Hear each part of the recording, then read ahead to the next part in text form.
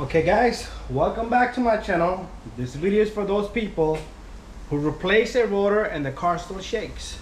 Why is the question. First of all, check your suspension, tie rods and ball joint. Secondly, when you do the work, do it properly and inspect your hub, okay?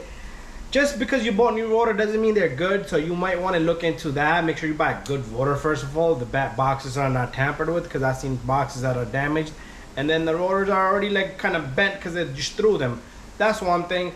Another thing is, if worse come to worse and you still can't figure out, you replace the rotors again and again. You checked everything.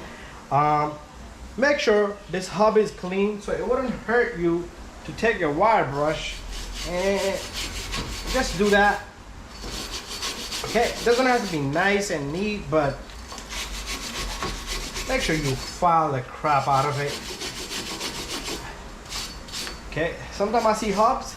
This is just a lacking of service, so they changed the pads and rotors on this car. Check out this brake pads. The customer want to get it redone because the mechanic previously didn't put greasing on it. And once you open that and you get more kind of wear, this guy never even cleaned.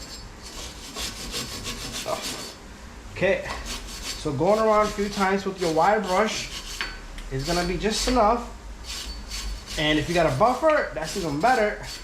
So take a cleaner. If you got compressed air, spray that on. I like to put a little bit of lube all around it. I'm gonna do that. But worst come to worst and your car still shakes, it could be your hub here. This hub could be bent. You need to take a dial indicator and check just the outer round of this hub. But that's the last thing you want to do, because this is almost like $600 job changing this compressed bearing. I'm not sure if this is compressed. Yep, it's compressed. There's no bolts back there. So worst come to worst, it could be your hub, but make sure everything is good. I also had cases where these bolts was bent and it was all making the pins, slider pins, go in crooked, and everything was just going banana. So make sure everything is nice and smooth. Clean the surface of your caliper on both sides, and the piston side and the top area right here. Those things do matter. Anyways, hopefully this video helps you guys out. Don't forget to subscribe, share, and like, and give it a thumbs up. If your car still shakes, something is wrong in there.